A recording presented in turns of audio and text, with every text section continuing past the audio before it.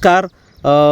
आता या ठिकाणी माझ्या समोर आहेत की ज्यांनी 9 फुटाच्या अंतरावर ऊस लावून गेल्या वर्षभरामध्ये 100 टनाच्या वर जे गेलेले आहेत आणि ज्यांचं महाराष्ट्रामध्ये एक वेगळ्या अर्थानं नाव झालेलं आहे. एक खूप चांगलं संशोधन ऊसाच्यावर ते करतायत. स्वतः ते कृषी पदवीधर नाहीत किंवा कुठल्याही प्रकारचा शेतीचा त्यांचा पूर्वीचा अनुभव फारसा नव्हता, पण तरीसुद्धा एक इंजिनियर असूनसुद्धा एक चांगल्या पद्धतीनं शेतीचं व्यवस्थापन करणारे आदरणीय आमचे वैभव गुरव मित्र आहेत आमचे. आणि सांगली जिल्ह्यातल्या कडेगाव तालुक्यातील चिंचणी हे त्यांचं गाव. दररोज दुपारी त्यांच्याकडं त्यांच्या शेतामध्ये त्यांचा 9 फुटाच्या सरीवरचा ऊस पाहण्यासाठी लोक येतात. वॉटरशूट ही खूप जोरात आलेली आहेत आणि आता जवळजवळ 1 वर्ष होऊन गेलं त्यांचा ऊस लावून आणि आता एक पुढे राहिलेल्या 6 महिन्यामध्ये त्यांचा टार्गेट 160 टनापर्यंत आहे. नक्की किती निघणार आहे हे काळ सांगणार आहे, पण वैभव गुरव खूप लोकांना कन्सल्टन्सी करतात, लोक सल्ला देतात. मलाही त्यांनी 7 फुटाच्या सरीवरती ऊस लावण्यासाठी सल्ला दिला. आम्ही 17 दिवसापूर्वी 5 तारखेला ही लागण केलेली आहे. थोडंसं आता तण उगवलेलं आहे माझ्या एकर कामामुळं, पण तरी पण त्याचंही व्यवस्थापन मी उद्या परवा करणार आहे. तर वैभवजी नमस्ते. माझ्या शेतासाठी किंवा माझ्यासाठी एक प्रयोग म्हणून माझ्याही शेतात मी करण्याचा ठरवलेला आहे आणि तुम्ही एक चांगल्या पद्धतीनं या ठिकाणी करत आहात. आता तुम्ही लावणी दिवशी भेट दिलेली होती, आता 7 फुटाच्या स्तरीवरती मी लावलेला आहे. आज त्या रोपांची स्थिती काय आहे? आज जर आपण बघितलं आपली व्हिजिट क्रमांक 2 आहे. म्हणजे पहिल्यांदा आपण लावताना आपण या ठिकाणी आलतो आणि या ठिकाणचा आपण व्हिडिओ केलता. आणि आज जवळजवळ 15 ते 17 दिवस झालेले आहेत याला. तर आपल्याला जशा पद्धतीची ग्रोथ पाहिजे, म्हणजे पहिली स्टेज कशी राहते तर रोप आपल्याला सर्वप्रथम सेट करावी लागतात. म्हणजे चांगल्या पद्धतीनं संगोपन करून त्याच्यावरती काम करून की त्याला कीड लागू नये, मर होऊ नये, त्याचबरोबर त्याचं व्यवस्थापन आपण चांगल्या पद्धतीने करून आपण त्याला सेट करायचं काम हे पहिल्या आठवडा ते 10 ते 15 दिवस करत असतो.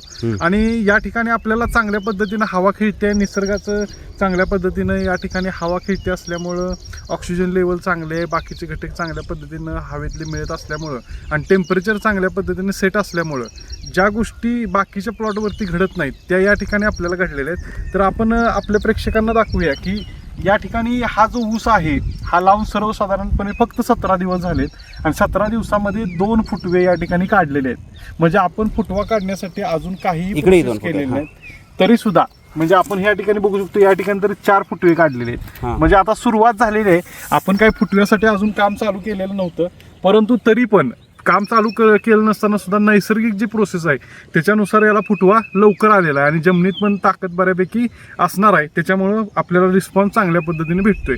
आता इथून पुढची जी स्टेज येईल ती त्या स्टेजमध्ये आपण ह्याचा फुटवा कशा चांगल्या पद्धतीने करता येईल. म्हणजे 7 फुटाचं आपलं अंतर आहे, एका ह्याला आपल्याला 10 फुटवे सर्वसाधारणपणे काढायचे.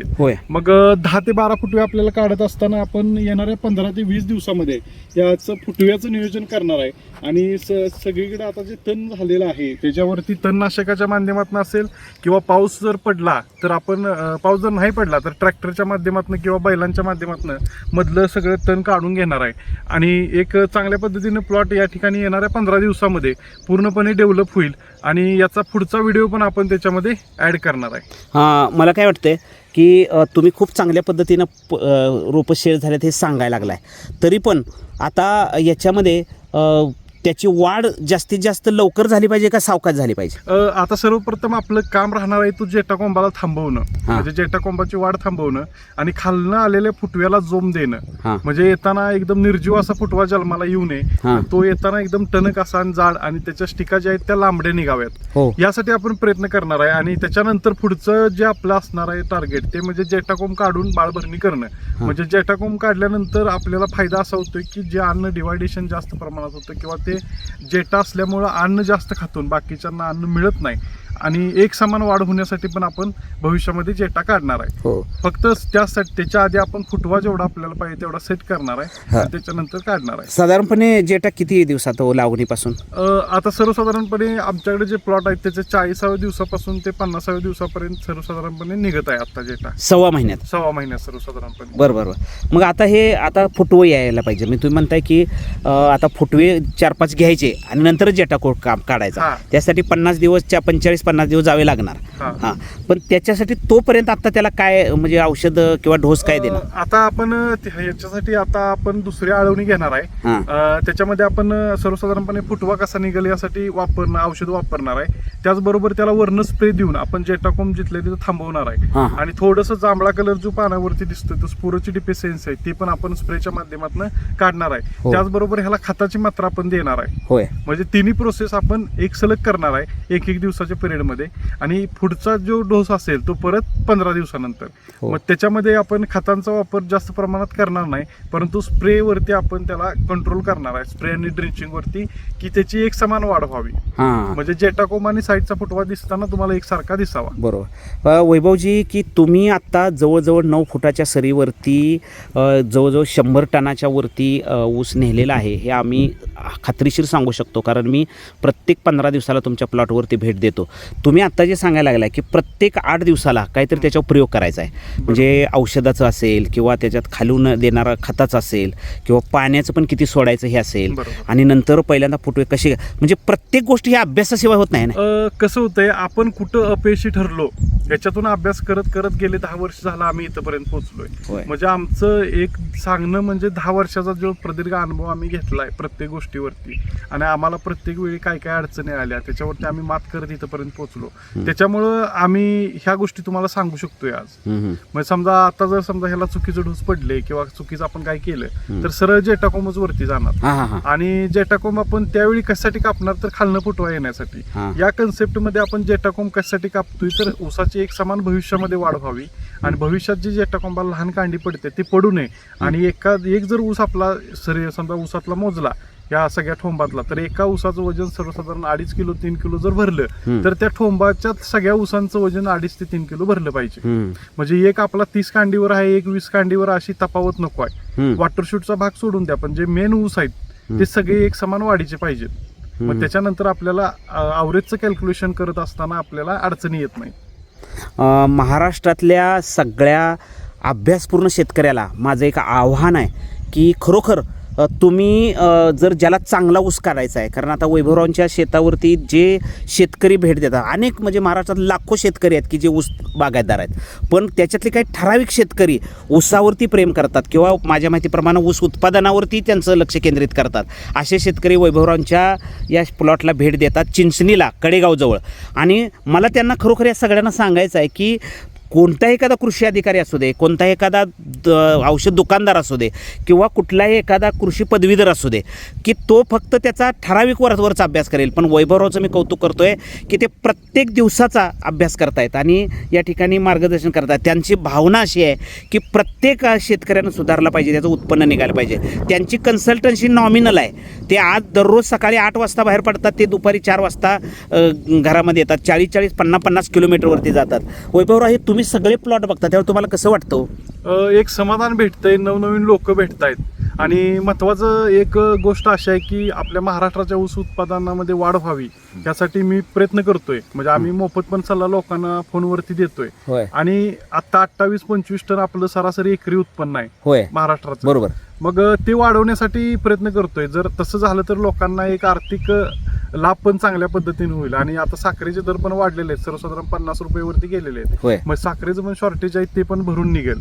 आणि येणाऱ्या काळामध्ये ऊसाला चांगले दिवस आहेत असं आपल्याला दिसतंय पुढं. म्हणजे उत्पन्न जास्त निघालं तरच फायदा आहे. म्हणजे आपल्याला आपण जमीन तरी वाढवू शकत नाही, पाणी तरी वाढवू शकत नाही, काही वाढवू शकत नाही. फक्त आपण आहे या जमीन अजून सुपीक करून याच्यामध्ये अजून प्रयोग करून आपण आहे त्या जमिनीवरती चांगल्या पद्धतीने उत्पन्न वाढवू शकतो. म्हणजे 60 आपल्याला अवरेज पडत असेल तर आपण ते 90 पर्यंत नेऊ शकतो, 100 पर्यंत नेऊ शकतोय. आपण हे तरी करू शकतोय. आपण जमीन विकत घेऊन परत ती डेव्हलप करून शेती करू शकत नाही. आणि पृथ्वीवरती जेवढी जमीन आहे ती जमीन काही कोण माणूस वाढवू शकत नाही. पण आहे या जमिनीवरती जमीन सुपीक करून चांगल्या पद्धतीने योग्य ते नियोजन करून आपण चांगल्या पद्धतीने अवरेज वाढवलं पाहिजे. आपल्या हातामध्ये तेवढंच आहे. आमच्या शेतकऱ्यांचं काय झालंय, आता पाणी झालंय, म्हणजे लिफ्ट इरिगेशन झालेत, त्यानंतर धरणं झालेत, कॅनॉल झालेत, पाणी भरपूर आहे म्हटलं की पाणी जास्त सोडायचं आणि आमचा 60 टन निघाला की भरपूर ऊस निघाला, 10-20 एकर असलं की माझा 500-1000 टन निघाला. अरे पण त्याच्यामध्ये खर्च किती झाला, त्याच्यामध्ये तुम्ही उत्पन्न किती काढलं. म्हणजे कमीत कमी पाण्यात जास्तीत जास्त उत्पन्न जसं डाळिंबाचं काढलं जातंय बरोबर. तसं ऊसाचं करणं गरजेचं आहे का? 100% करणं गरजेचं आहे. कारण कसं आहे माहिती आहे का, जमिनीला पाणी देण्यापेक्षा मी पुन्हा पुन्हा सांगतोय फक्त पिकालाच पाणी दिलं पाहिजे. वा. मग डाळिंब शेतीमध्ये, ऊस शेती, आपल्या द्राक्ष शेतीमध्ये, सर्वसाधारणपणे एक पेरूच्या शेतीमध्ये असं होतं की फक्त झाडाच्या बुडक्यामध्येच पाणी दिलं जातं. हां. आपलं पाणी इकडं तिकडं सोडलं जातं, म्हणून पाणी साठवलं जातं. म्हणजे असे लोक काय काय आहेत की साईडनं दगड मारून सुद्धा बघतात की पाणी टेकलंय का, डुबुक वाचतंय. डुबुक वाचतंय का. हां, हां. म्हणजे अशी परिस्थिती आहे. आणि याच्यामुळे काय झालंय, जे क्षेत्र आपलं ओलिताखाली यायला पाहिजे जास्तीत जास्त दुष्काळ पट्ट्यातलं, हां. ते येत नाही. याला कारणीभूत सुद्धा आपणच आहोत. हां. कारण आपल्या पाण्याचं नियोजन व्यवस्थित नसल्यामुळं आपल्या उत्पन्नातही घट होत्या, हे आपल्या लक्षात आलं पाहिजे. आणि जेवढं आवश्यक आहे तेवढंच आपण पाणी जमिनीला दिलं पाहिजे. म्हणजे कारण नसताना पाणी देणं ही हां. गोष्ट चुकीची आहे. हां हां हां. मग हे सगळं करता करता आता हे सगळं लोक स्वीकारायला लागलेत का हो? लोक स्वीकारायला लागलेत. आता पूर्वी 2.5 फुटाची होती, 3.5 फुटावरून 4.5 फुटावरती गेली. 4.5 फुटावरती गेल्यानंतर सुद्धा लोकांना नावं ठेवलं. परंतु आज सर्रास आपण बघतोय की 5% आपल्या महाराष्ट्रातले शेतकरी आहेत ते सर्वसाधारण 7 फुटावरती गेलेत. हां. मला महाराष्ट्रातून संबंध फोन येतो की अंतर एवढं ठेवल्यामुळं तेच लोक कनेक्ट होत आहेत आधी, ज्यांनी हां, हां, हां. अंतर जास्त ठेवलंय. हां. पण असं वाटत होतं की लोक बदलणार नाहीत, हां. ऍक्सेप्ट करणार नाहीत. पण लोक आता ऍक्सेप्ट करायला लागलेत. कारण ग्राउंडच्या ज्या अडचणी आहेत हां. ते त्यांच्या लक्षात यायला लागले. जे मोठे शेतकरी आहेत किंवा जे सातत्यानं ऊस शेतीमध्ये चांगल्या पद्धतीने अवरेज काढतात, नवनवीन प्रयोग करतात, त्यांच्या लक्षामध्ये आलंय की आपल्याला अवरेज काढायचं असेल तर सरीचं अंतर वाढवलं पाहिजे, रोपातील अंतर वाढवलं पाहिजे. त्याशिवाय आपल्याला उत्पन्न मिळणार नाही. हां. म्हणजे लोक अंतर वाढवायला धाडस करत नाहीत आणि त्यांना वाटते की उत्पन्न कमी निघेल. हा भीतीचा म्हणजे भीती होती आजपर्यंत. पण जसे प्लॉट एका दुसरा गावामध्ये डेव्हलप व्हायला लागलाय, जसं त्याचं रूप दिसायला लागलंय, हां. तसं लोकांना वाटायला लागले की आयला हे बरोबर आहे. हां. म्हणजे अशा पद्धतीने लोक बदलत चालले. मग अंतर वाढलं की मेहनत पण करता येते. हो, अंतर वाढल्यामुळे मेहनत करता येते, हवा खेळती राहते. हवा खेळती राहिल्यामुळे ऊसाचं दल वाढतो हां. आणि संख्या आपली नियोजित राहिल्यामुळं ऊसाला असणाऱ्या ऊसाचं वजनही वाढतं. मग हे दोन्ही अंतर म्हणजे सरीतलं अंतर आणि रोपातलं अंतर हे दोन्ही पण वाढणं गरजेचं आहे. दोन्ही पण वाढणं गरजेचं आहे. आता कांडी लावायचे दिवस गेलेले आहेत. हां. कारण पूर्वी कसं होतं, मी कितीला ऊस लावला, मी एवढं टन लावलं, तेवढं टन लावलं, एवढं गुंट लावलं, मग तुटाळ होईल, हे होईल, ह्या गोष्टी सगळ्या निघून गेलेल्या आहेत. आणि आपण नवीन क्रांती आता ऍक्सेप्ट करत आहोत की कमी बियाण्यामध्ये जास्त उत्पन्न आपल्याला मिळतंय. हां. हे आता शक्य झालंय आणि शक्यच आहे. हे शास्त्रज्ञांनीही दाखवून दिलं. वेळोवेळी जे प्रयोगशील शेतकरी आहेत त्यांनी कुणी सुद्धा कांडी लावून उत्पन्न जास्त पद्धतीने काढलेलं नाही. हां. त्यांनी एक डोळा चांगल्या पद्धतीने व्यवस्थापन करून काढलेला आहे आणि फुटव्याचं नियोजन योग्यरित्या केल्यामुळं त्यांना अवरेज मिळालेलं आहे. म्हणजे हे सगळं आता तुम्ही दररोज जिथं जिथं जाताय त्या गावामध्ये म्हणजे एक 4-2 गावामध्ये तुमचा 1-2 प्लॉट आहेत हा. आणि त्या गावातली माणसं अगोदर स्वीकारतात का लांबूची? आता कसं होतंय, एक व्यक्ती जो आहे तो बदल घडवायला तयार आहे. ज्यावेळी एखाद्या ठिकाणी ठिणगी पडणार आहे, भविष्यामध्ये त्याची जागा चांगल्या पद्धतीनं म्हणजे जाळ हा मोठाच होणार आहे. हां. कारण ठिणगी थोडी दुपत पेटत जातं. म्हणजे तसा ही क्रांतीची मशाला एक ऊस शेतीमधली हां. ती क्रांती होणारच आहे. फक्त त्याची एक ठिणगी आज पडल्या, येणाऱ्या ह्या 2-3 वर्षामध्ये तुम्हाला दिसेल की सर्वसाधारण 25-30% लोक ही 7 फुटावरती 8 फुटावरती गेलेली असते. आमच्याकडं द्राक्ष बागायतदार जे शेतकरी होते ते पूर्वीच्या काळात असा समज होता की जास्त घड ज्याला आहेत त्याचं उत्पन्न जास्त, म्हणून ते अभिमानानं सांगायचे 105 घड आहेत, 110-20 घड आहेत, 100 घड आहेत. पण कमीत कमी घड ठेवल्यानंतर घड पोसवतोय आणि जास्त वजन देत आहे आणि उत्पन्न निघतं हे त्यांच्या जेव्हा लक्षात आलं.